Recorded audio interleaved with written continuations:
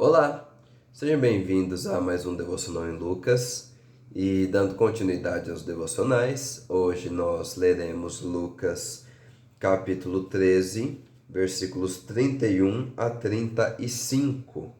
Então, Lucas capítulo 13, versículos 31 a 35, que diz assim: Naquela mesma hora, alguns fariseus aproximaram-se de Jesus e lhe disseram: Saia e vá embora daqui, pois Herodes quer matá-lo. Ele respondeu: Vão dizer àquela raposa: Expulsarei demônios e curarei o povo hoje e amanhã, e no terceiro dia estarei pronto. Mas preciso prosseguir hoje, amanhã e depois de amanhã, pois certamente nenhum profeta deve morrer fora de Jerusalém.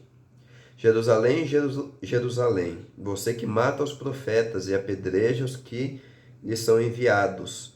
Quantas vezes eu quis reunir os seus filhos, como a galinha reúne os seus pintinhos debaixo das suas asas, mas vocês não quiseram. Eis que a casa de vocês ficará deserta. Eu lhes digo que vocês não me verão até que digam: Bendito que vem em nome do Senhor.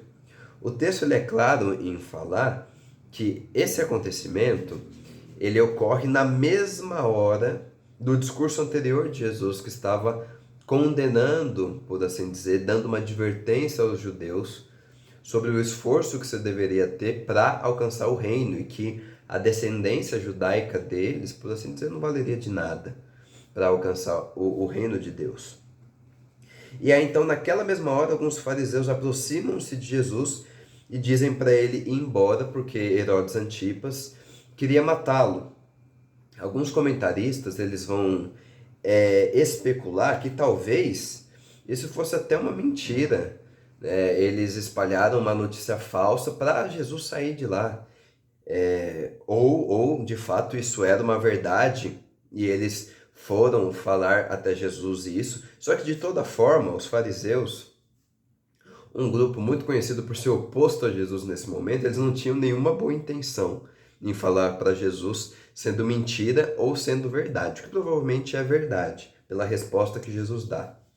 E eles também esperavam, de alguma forma, que Jesus fosse para Jerusalém, porque em Jerusalém, com o auxílio do Sinédrio, um fim poderia ser dado a Jesus, coisa que era mais difícil em outras cidades.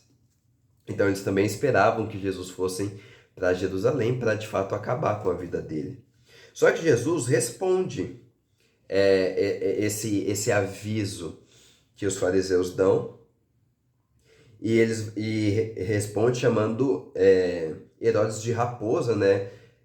Focando aqui então nas características ardis e na esperteza que a raposa teria. E ele diz que ele continuaria fazendo o que Deus quer que ele faça, continuaria fazendo exorcismos e curas, enquanto Deus aprouver. Então, um aviso vindo dos fariseus de que alguém mataria ele não iria pará-lo com isso, né? E é interessante pensar aqui na resposta de Jesus, né? Expulsarei demônios e curarei o povo hoje, amanhã e no terceiro dia estarei pronto. Aqui provavelmente uma referência ao fato de que literalmente daqui 2 dias ele continuaria o seu caminho, né?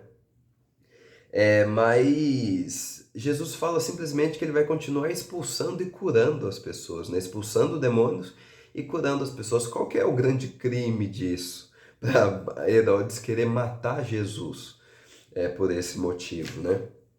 Então, é também interessante pensar nisso. Jesus está fazendo bem para as pessoas, e ainda assim, se essa acusação dos fariseus for verdadeira, Herodes o queria morto. E por essa resposta de Jesus, né, ser direcionada a Herodes, provavelmente era verdade. E aí ele continua a sua resposta em um tom quase sarcástico, né, porque ele vai falar: mas preciso prosseguir hoje, amanhã e depois de amanhã, pois certamente nenhum profeta deve morrer fora de Jerusalém. Então aqui Jesus ele tem quase que um tom sarcástico, por assim dizer, de falar, de relembrar o fato de que em Jerusalém que boa parte, ou que uma parte considerável dos profetas do Antigo Testamento foram mortos.